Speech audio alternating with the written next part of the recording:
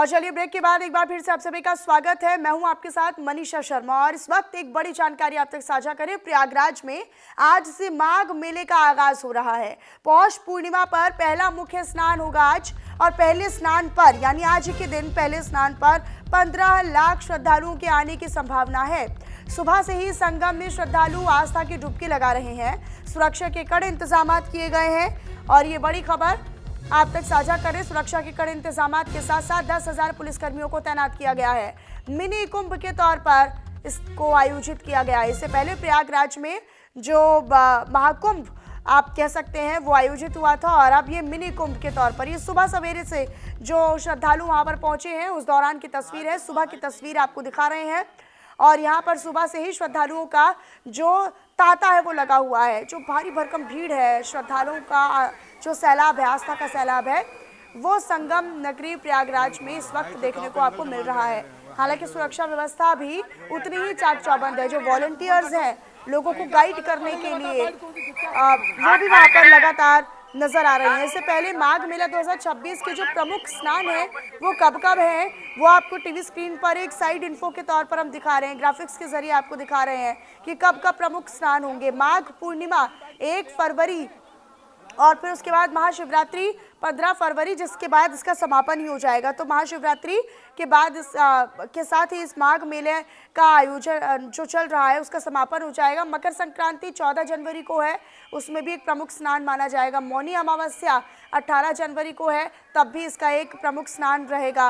बसंत पंचमी 23 जनवरी को है, तब भी इसका एक जो प्रमुख स्नान है वो रहने वाला है 1 फरवरी को और फिर समापन महाशिवरात्रि वाले दिन यानी 15 फरवरी को इसका हो जाएगा। मिनी कुंभ के तौर पर इसको आयोजित किया गया है। योगी आदित्यनाथ ने पहले ही अधिकारियों को निर्देश दे दिए हैं कि किसी प्रकार की कोई चूक, लापरवाही, हिला-हवाली, ढिलाई ना बरती जाए और लोगों की जो प्रतिक्रियाएं हैं वो भी सामने आ रही हैं। माघ मेले का महत्व क्या है वो भी आप ग्राफिक्स के जरिए से। हम उत्तर प्रदेश से आए।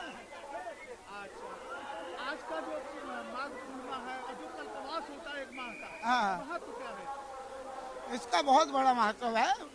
इसमें कहा है, रामायण में लिखा है माघ मगध रवि गति जब होई तीर्थपति आवे सबको ही, यानी कि यहाँ आने का सभी देव दानव ग्रंथ श्रेणी यानी कि कोई बाकी नहीं रहता है। माघ के महीने का इतना बड़ा महत्व बताया है कि यहाँ सभी के पाप पुण्य कट जाते हैं आने से और यहाँ पूजा पाठ करने से सभी साधु संत आते हैं।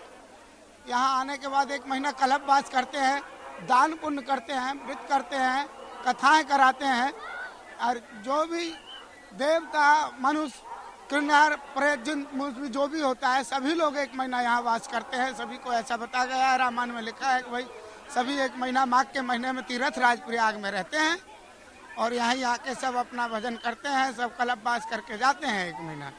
उसी का महत्व है कि यहाँ देवता अपने यहाँ सभी के पितृ-वितरों के विधान सभी लोग अपनी श्रद्धा लेके आते हैं यहाँ के भाई हमारा पाप पुण्य सब यहाँ कटे, तीर्थ जाएं, तीर्थराज प्रयाग में त्रिवेणी संगम में स्नान करें, वहाँ 1 महीना रह के नहीं माघ का आनंद लें, भजन करें, दान पुण्य करें। यही है सीता।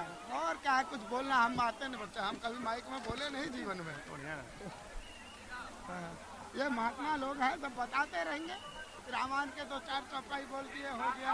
ये कहाँ तो चैनल है, ये क्या लिखा है आपने? हम अपने फोन में देखेंगे, आएगा आएगा आएगा। पंडित जी जा रहे हैं, आइए इनको बुलाओ। अरे बोल भाई साधु, कुछ बोल दे इसमें। क्या बोलूं, मैं तो प्रयागराज का ही हूँ। कौशाम्बी जिले से आए हैं हम। फतेहपुर घाट में रहते हैं, भगवान की सेवा करते हैं, भजन करते हैं, समस्त संसार के कल्याण हेतु कार्यक्रम करते हैं, भंडारा भागवत करते हैं। जय श्री राम, जय श्री राधे।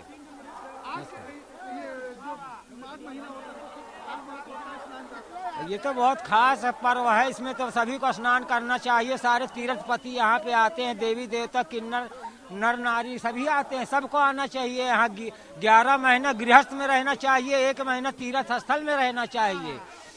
ये सब के लिए है, खूब कमाना चाहिए। जय श्री राधे। हाँ, स्नान हो गया। श्री श्री 1008 श्री महंत राम नारायण दास जी फलहारी बाबा त्यागी जी।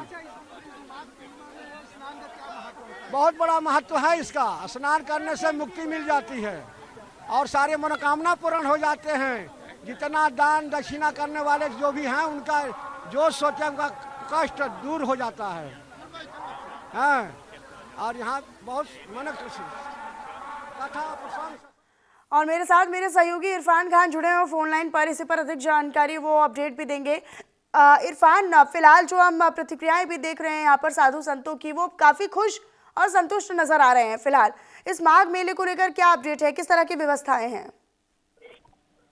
जी बिल्कुल मनीषा, अगर बात करें तो प्रयागराज में नया वर्ष शुरू हो गया है और इसमें अगर बात करें तो इसमें बड़ा आयोजन प्रयागराज में संगम तट पर शुरू हो चुका है। अगर बात करें मनीषा तो यहाँ पर गंगा में पवित्र स्नान के साथ ही माघ मेले का शुभारंभ हो चुका है। 44 दिनों तक ये मेला चलेगा और इस मेले में लगभग ऐतिहासिक मेले के लिए संगम के घाट पर पूरी तरीके से तैयार है। मेला अवधि में 12 से 15 करोड़ श्रद्धालुओं और पर्यटकों के आने की संभावना है, जबकि अगर बात करें तो करीब 20 लाख कल्पवासी 3 जनवरी से 1 फरवरी तक कल्पवास करेंगे। अगर बात करें तो पहले मुख्य स्नान पर्व जो आज पौष पूर्णिमा है, इस पर लाखों श्रद्धालुओं ने अब तक आस्था की पावन डुबकी लगा ली है और माघ मेले को 7 सेक्टर में विभाजित किया गया है। महाकुंभ मॉडल पर आधारित टेंट सिटी को जैसे इस बार बात तो महाकुंभ के बाद ये मिनी महाकुंभ पहली बार इतिहास में कीर्तिमान रचेगा। तो कहीं ना कहीं अपने आप में एक बड़ी बात है जो श्रद्धालु देश विदेश से चल के आ रहे हैं। प्रशासनिक जो व्यवस्थाएं बिल्कुल चुस्त दुरुस्त है। ऐसे में अगर बात करें तो प्रयागराज में बेहद और सुखद जो संभावना है लगातार वो श्रद्धालुओं को देखने को मिल रही है। जी मनीषा। इरफान, जो कि आपने महाकुंभ का भी जिक्र किया और मैं भी उसी पर अब अगला सवाल करने वाली थी, क्योंकि महाकुंभ एक वैश्विक चर्चा का विषय बना और एक सफलता उसकी वैश्विक मंच पर नजर आई। हालांकि महाकुंभ की सफलता के बाद मिनी कुंभ की जब हम बात करते हैं, इस आयोजन की बात करते हैं, तो योगी आदित्यनाथ या योगी सरकार जो है वो पूरी प्रयासरत है कि जितनी सफलता महाकुंभ को मिली उतनी ही सफलता मिनी कुंभ को भी मिले। जी बिल्कुल, आपने बिल्कुल सही कहा। आपने देखा होगा जिस तरीके से महाकुंभ को एक इतिहास का बड़ा कीर्तिमान देखा गया है, ऐसे में पहली बार इस माघ मेले को मिनी महाकुंभ नाम दिया गया है। तो कहीं ना कहीं जिस तरीके से नाम दिया गया है उस तरीके से व्यवस्थाएं भी की गई है। मनीषा, अगर बात करें तो श्रद्धालु जितने भी हैं, कल्पवासी हैं, उनकी सुरक्षा को लेकर व्यापक इंतजाम किए गए हैं। मेला क्षेत्र में 10,000 से अधिक पुलिसकर्मी की तैनाती की गई है। इसके साथ जो सुरक्षा व्यवस्था है उसको मजबूत करने के लिए एंटी टेररिस्ट स्क्वाड टीम उनकी तैनाती की गई। उन्होंने मोटा संभाल लिया है। पूरा मेला क्षेत्र एटीएस कमांडो की निगरानी में होगा।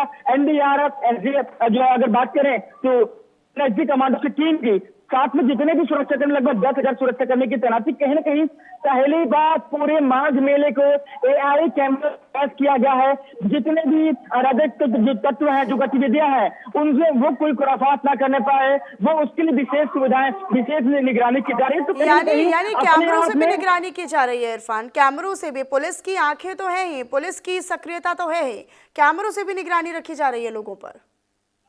जी बिल्कुल, पहली बार जो जितने भी एआई कैमरे हैं हर जगह पे वो लैस जगह जो गुप्त कैमरे होते हैं जो कि अदृश्य होते हैं, तो पूरी तरीके से इस मेले को निगरानी की जा रही है। जो सूबे के मुखिया योगी आदित्यनाथ हैं वो खुद लखनऊ से वार रूम से पूरे मेले की निगरानी कर रहे हैं। जितने भी श्रद्धालु, हालांकि उन्होंने सुबह ही सभी श्रद्धालुओं की शुभकामनाएं दी हैं और लगभग अब तक लाखों श्रद्धालुओं ने आस्था की पावन डुबकी लगा ली है। पूरे दिन ये तांता लगा रहेगा। इसमें जो प्रमुख 6 स्नान है उसमें बिल्कुल भी वीवीआईपी प्रोटोकॉल रद्द कर दिया गया है, क्योंकि जिस तरह आपने देखा होगा मनीषा, आप भी में कि कितना बड़ा पर्व तो जाहिर सी बात है सभी के सभी आए थे। आपने देखा होगा जिस तरीके से इस महाकुंभ को अब मिनी महाकुंभ यानी कि माघ मेले का शुरुआत हो चुका है। तो ऐसे में एआई कैमरे जो है वो हेड काउंट करेंगे और जितने भी श्रद्धालु आए हैं निश्चित तौर पर ये एक बड़ी चुनौती भी है और एक बड़ी जिम्मेदारी भी है सरकार और पुलिस प्रशासन के ऊपर कि वो इसको सफल बनाए। बहुत शुक्रिया इरफान, अपनी जानकारी आपने साझा की उसके लिए। अपनी नजर आप इस पर बना